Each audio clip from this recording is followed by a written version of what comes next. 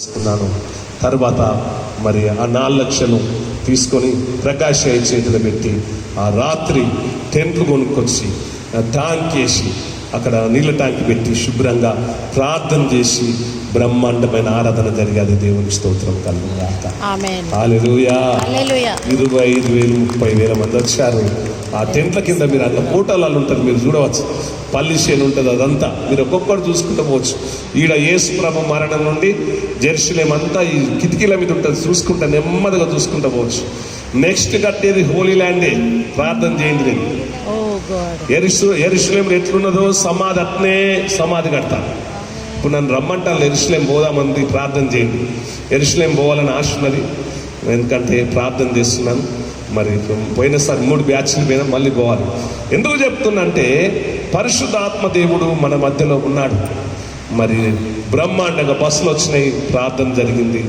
మరి 2004 సంవత్సరం జూన్ 11వ తారీఖున నేను Anil Kumar architect engineer envision హైదరాబాద్లో ఉంటాడు. మరి ప్రకాష్ అయ్య గారితో నేను చెప్పాను, 45 ఏళ్ళు, నాకు 45 ఏళ్ళ దాకా వస్తున్నాయి.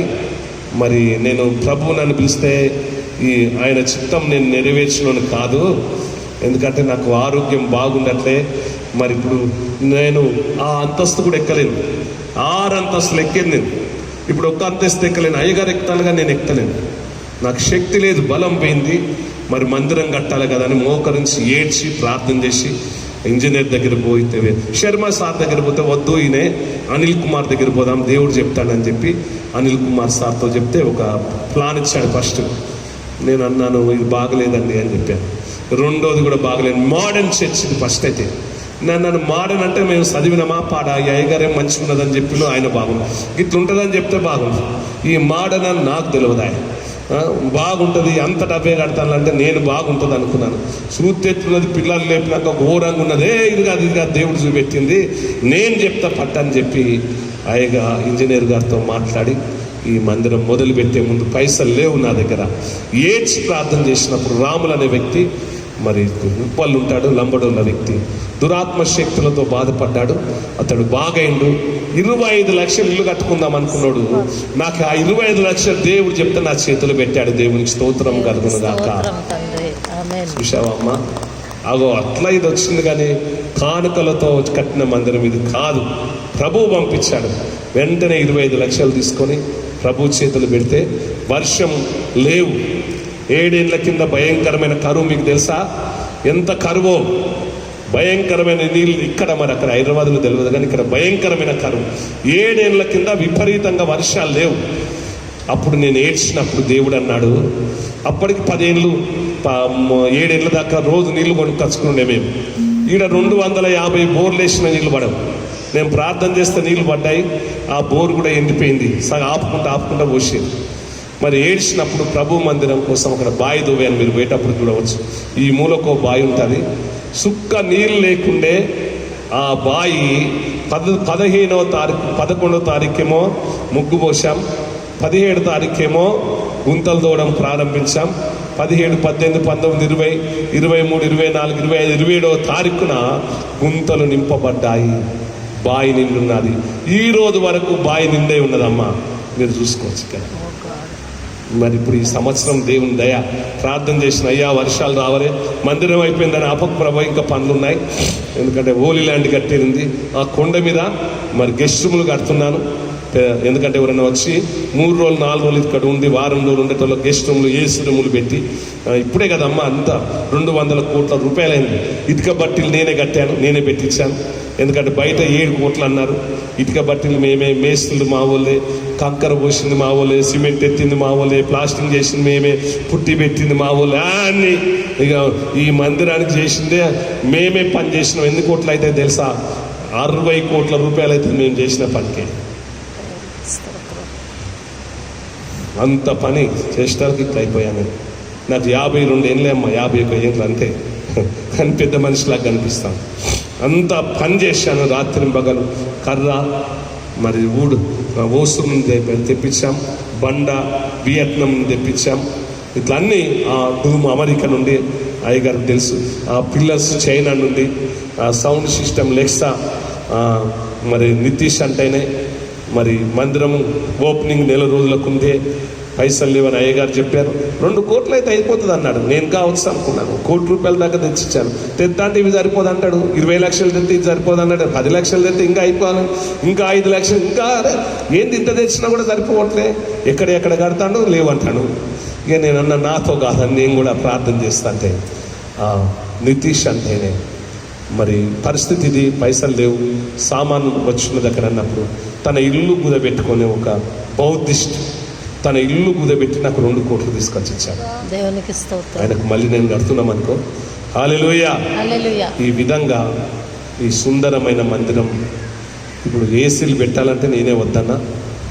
ఒక ఫ్యాన్స్ మీద పెట్టింది 40 లక్షలు కొట్టి ఫ్యాన్ మీద చుట్టూ ఎక్స్టేజ్ ఫ్యాన్స్ అన్నారు, 4 కావాలి. కానీ ఇప్పుడు డబ్బులు లేవు. పోయినసారి అయితే పోయిన నెల అసలు రూపాయలు డబ్బులు నా దగ్గర. నా ఈ 12 కోట్ల రూపాయలు అప్పు ఉంది, కట్టాలి, నెలకు లోన్. ఏడ్చి ప్రార్థన చేసినాం, నూకలు తిన్నాం. మీకు తెలుసో తెలియదు, పోయిన నెల దేవుడు ఒక రైస్ మిల్ ఆయనతో మాట్లాడి 18 క్వింటాల బియ్యం తీసుకొచ్చి ఇచ్చాడు. తర్వాత ఆలివ్ చెట్లు తీసుకొచ్చాం. 1600 సంవత్సరాలు అక్కడ పెట్టింది. ఇటేమో 600 సంవత్సరాల ఆలివ్ చెట్లు.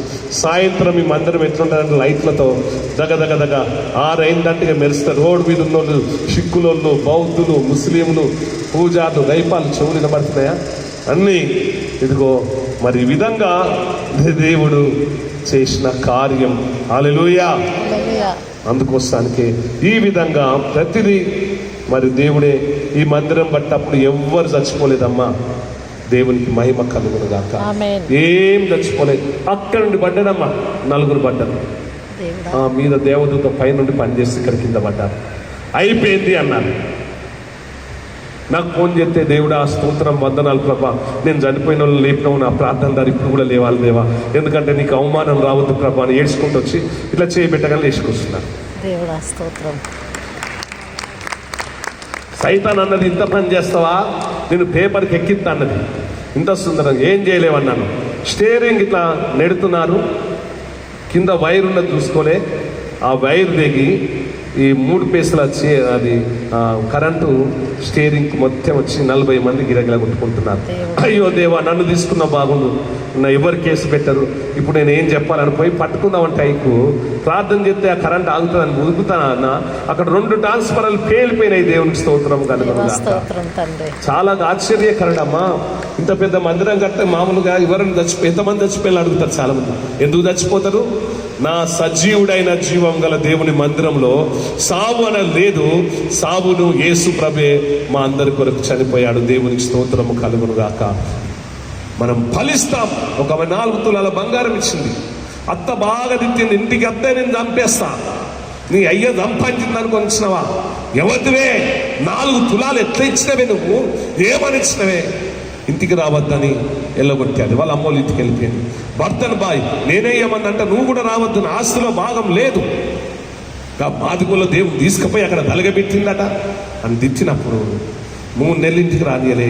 ఆయన వాళ్ళ అమ్మని చెప్పిందంటే, నా ఇంట్లోనే ఉండి బిడ్డ, పాలయ్యకి ఇచ్చింది కాదు, పాలయ్య కొరకు కాదు, దేవుని కొరకు ఇచ్చినావు అన్నప్పుడు వాళ్ళ స్థలంలో కోర్టులో కేసు గెలిచి 4 కోట్ల భూమి అమ్ముడు పోయింది. దేవునికి స్తోత్రం కలుగును గాక. ఇక్కడ ఎన్నో కార్యాలు దేవుడు జరిగించాడు. కనుక నేను ముగిస్తాను. అందుకోసానికి కొరింథీ రాసిన పత్రికలో ఏమన్నాడంటే, ఇక్కడ పౌలు ఈ శరీరం, ఇది ఎవరి శరీరం అట? యేసు ప్రభు శరీరం.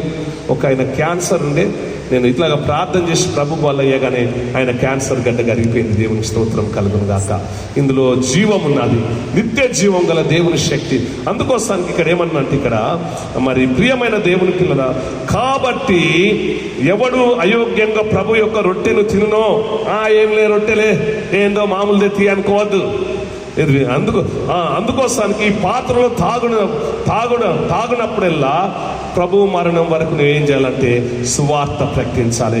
ఇది తిన్నవారిలో యేసు ప్రభు ఉంటాడు, యేసు ప్రభుని అందుంటాడు. యేసు ప్రభున్న వారు ఏం చెప్పాలట? సువార్తను మీరు ప్రకటించాలి.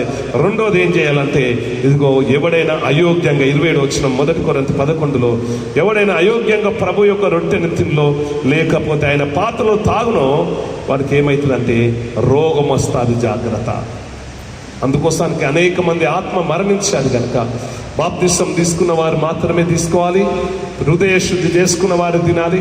ఎందుకంటే ఇదేదో మామూలుగా మన ఇంట్లో తీసుకునే రొట్టె ముక్కలు కాదమ్మా, మరి జ్యూస్ కాదు, పండ్ల జ్యూస్ కాదు. ఎవరంట ఇది మేము ప్రార్థించినప్పుడు ప్రభు యొక్క శరీరంగా మార్చబడుతుంది, ప్రభు యొక్క రక్తంగా మార్చబడుతుంది. కనుక మీరే సాక్ష్యం చెప్తారు, నేను ప్రార్థన చేస్తాను. కనుక ప్రియమైన దేవుని పిల్లలారా, 10,000 బంతి మొక్కలు రెడీగా ఉన్నాయి తేవాలి. దీన్ని పెట్టేది ఉంది 11వ తారీఖు. దీన్ని పునాది వేసిన దినం. మీరు కూడా రావాల్సుకున్న వారు రావచ్చు ఆ పండుగ రోజు. మరి ప్రియమైన దేవుని పిల్లలారా, కళ్ళు మూసుకుందాం, ప్రార్థన చేసుకుందాం మనందరం. ఎందుకంటే దేవుడు మిమ్మల్ని అందరినీ ఈ ప్రభు యొక్క శరీరం నువ్వు తింటున్నావు, ఆయన రక్తము తాగుచున్నావు, ఆయన యందు నువ్వు ఉంటావు, నీ అందు ఆయనే ఉంటాడు. కనుక దీన్ని అయోగ్యంగా మీరు ఎవరు తీసుకోవచ్చు. మీ హృదయంలో ఉన్న పాపాన్ని విడిచిపెట్టి తీసుకోవాలి. మీ హృదయాన్ని శుద్ధి చేసుకొని తీసుకోవాలి. మీ హృదయం ఉన్న పాపాలను విడిచిపెట్టి తీసుకోవాలి. ప్రార్థన చేసుకుందాం. కృపా కనికరం కలిగిన దేవ, నీ పరిశుద్ధ నామమునకు స్తోత్రాలు, వందనాలు ప్రభువా. ఈ మధ్యాహ్నం నేను విన్న వాక్యం బట్టి వందనాలు. ఇక్కడున్న బిడ్డలందరినీ బలమైన పరిశుద్ధ ఆత్మతో నింపి నీ రాకుడ కొరకు సిద్ధపరచు ప్రభువా. ఈరోజు విన్న వాక్యం, ఈరోజు నాయన CSI సంఘం నుండి వచ్చిన ఈ సంఘ దైవజనులందరినీ, సంఘ పెద్దలందరినీ, సంఘ స్త్రీలు, యవనస్తులు, పిల్లలు, కుటుంబాలు మందిరం చూద్దామని నాయన వచ్చిన పిల్లల మీద బలమైన పరిశుద్ధాత్మ నింపి వీరి కుటుంబాలను దీవించి ప్రభా. నాయన నా యందు మీరు, మీ అందు నా మాటలు నిలిచినట్లా మీకేది ఇష్టమాడు కూడా అది అనుగ్రహించబడినావు.